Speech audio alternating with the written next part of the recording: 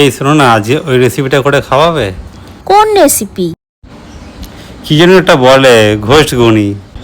আরে ওটা ঘোস্টগুনি নয়, গোস্তগুনি। গোস্ত মানে হলো মাংস। ঘোস্টগুনি করতে প্রথমে ডুমো করা আলুগুলো ভেজে নেবেন।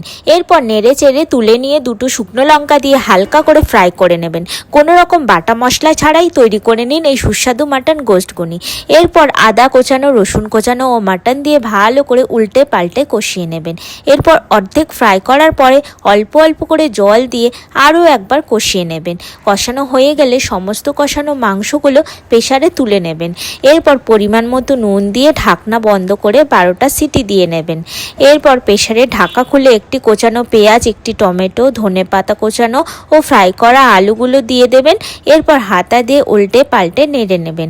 এরপর প্রেসারে ঢাকনা বন্ধ করে আরও দুটো সিটি দিয়ে নেবেন।